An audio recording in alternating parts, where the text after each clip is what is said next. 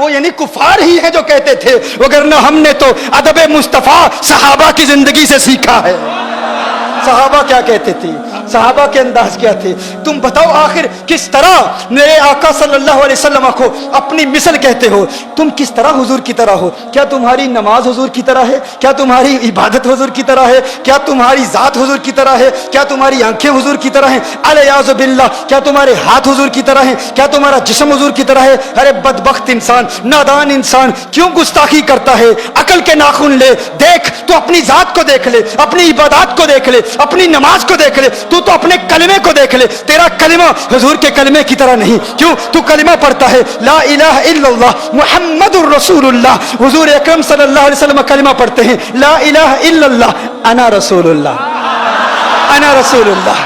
تو کہتا ہے لا الہ الا اللہ محمد الرسول اللہ، حضور کس طرح کلمہ پڑھتے ہیں لا الہ الا اللہ انا رسول اللہ، تیرا کلمہ حضور کے کلمے کی طرح نہیں، تو حضور کی طرح کیسے ہو سکتا ہے؟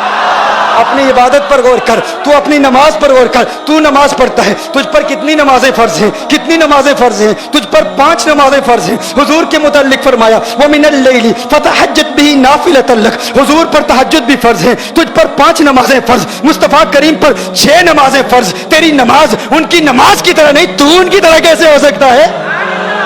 تو اپنے روزے پر غور کر لے، تو بھی روزہ رکھتا ہے، وہ بھی روزے رکھتے ہیں، تیرا روزہ کیسے ہے؟ افطاری بھی ہے، سحری بھی ہے، سحری کے وقت بھی کھاتا ہے، افطاری کے وقت بھی کھاتا ہے، سحور بھی ہے، افطار بھی ہے، لیکن میرے آقا جب صوم وصال رکھتے ہیں نہ سحور ہے نہ افطار ہے، بغیر کھائے پیے مسلسل روزے میں ہیں، اور صحابہ میرے آقا کی نقل کرنے کی کوشش کرتے ہیں، انتہائی کمزور ہو جاتے ہیں۔ میرے آقا ارشاد فرماتے ہیں کمزوری کا سبب کیا ہے؟ آقا روزے رکھ رہے ہیں، کیسے روزے رکھ رہے ہو؟ آقا آپ کی طرح روزے رکھ رہے ہیں۔ میرے آقا نے ارشاد فرمایا لست کہیتکم، لست کہیتکم ایکم مثلی، ایکم مثلی لست مثلکم۔ یہ بخاری اور مسلم کی حدیث پیش کر رہا ہوں۔ میرے آقا نے ارشاد فرمایا ارے میں تمہاری طرح نہیں، تم میری طرح نہیں۔ کون ہے تم میں جو میری طرح ہے؟ کون ہے تم میں جو مجھ سے تشبیہ رکھتا ہے، مجھ سے مماثلت رکھتا ہے؟ میری مثل تم میں کوئی نہیں۔ میرے آقا فرما رہے ہیں تم میری طرح نہیں، میں تمہاری طرح نہیں۔ ایکم مثلی، ارے میں کہتا ہوں تمہارا روزہ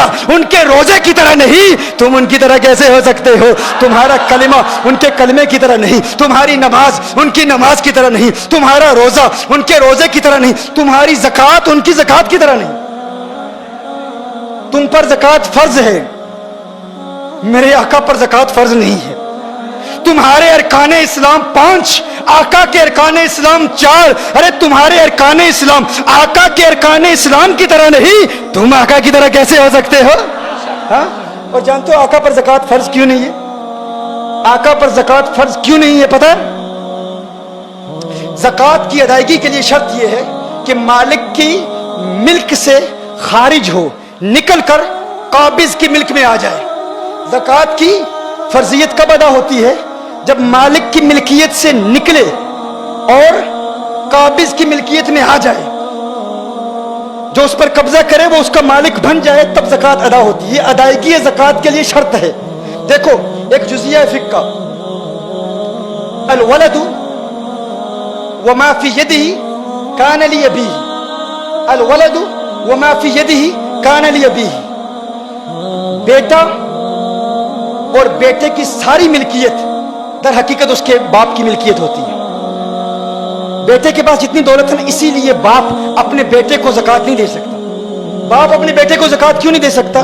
کیونکہ باپ اپنے بیٹے کو زکوٰۃ دے گا تو بیٹے کی جتنی بھی ملکیت ہے وہ در حقیقت باپ کی اپنی ہے، تو باپ جب اسے دے گا تو گویا کہ وہ اپنے آپ کو دے رہا ہے، اس کی ملکیت سے نکلے گی ہی نہیں۔ جب نکلے گی نہیں تو زکوٰۃ ادا نہیں ہوگی۔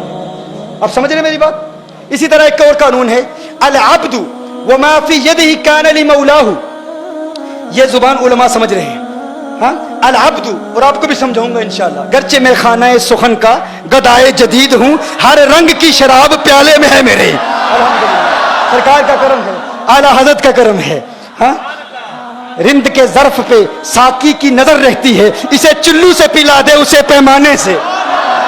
یہ اعلیٰ حضرت کا کرم ہے۔ یہ یوں اعلیٰ حضرت پلاتے ہیں کہ نگاہ مست ملائی تو میں پلا کے اٹھے، جہاں وہ بیٹھ گئے میں قدا بنا کے اٹھے۔ یہ اعلیٰ حضرت کا کرم۔ یہ مشکل باتیں ہیں لیکن انشاءاللہ بہت عام انداز میں سمجھا دوں گا۔ العبد वमा फी यदिही कान लिमौलाहु। अब्द कौन होता है? गुलाम होता है। गुलाम, और गुलाम के पास जितनी दौलत है, गुलाम के पास जितना माल है, दर हकीकत वो उसके आका का है। गुलाम के पास जो कुछ है वो किसका है? उसके आका का है। बहुत कम वक्त है, तवज्जो फरमाएं। गुलाम के पास जो कुछ है वो उसके आका का है। पहले मैंने क्या कहा? बेटे के पास जितनी दौलत है वो दर हकीकत उसके बाप की है, इसीलिए बाप अपने बेटे को ज़कात नहीं दे सकता, क्योंकि ज़कात की अदायगी के लिए शर्त क्या है? ज़कात अदा उस सूरत में होगी कि मालिक की मिल्कियत से निकलकर काबिज की मिल्कियत में आ जाए, तब ज़कात अदा होगी। एन इसी तरह अगर कोई आका है तो वो अपने गुलाम को ज़कात नहीं दे सकता। आका अपने गुलाम को ज़कात नहीं दे सकता। क्यों नहीं दे सकता? अगर आका अपने गुलाम को ज़कात दे तो वो कानून क्या है? अल अब्दु वमा फी यदिही कान लिमौलाहु, कि जो अब्द के पास दौलत है, जो कुछ भी है, दर हकीकत उसके आका की है। अब आका अपने गुलाम को कुछ देगा तो वो आका की मिल्क से निकलेगी ही नहीं। जब उसकी मिल्क से निकलेगी ही नहीं तो ज़कात अदा होगी ही नहीं। तो अब मैं पूछना चाहता हूं, आका अगर आप ज़कात देते तो देते किसको? अरे ये चांद भी आपका नौकर, ये सितारे भी आपके गुलाम, ये ज़मीन भी आपकी गुलाम, ये हैवानात भी आपके, ये नबातात भी आपके, ये जमादात भी आपके, ये सारी कायनात आपकी, ये सारे गुलाम आपके। फरमाया महबूब तुझ पे ज़कात फर्ज उस सूरत में होती तू अदा करता, तेरी मिल्कियत से निकलती। मिल्कियत से निकलने के लिए शर्त यह है कि किसी ऐसे को दे जो खुद मालिक हो। अरे सारी दुनिया तेरी नौकर है, महबूब तू देगा किसको?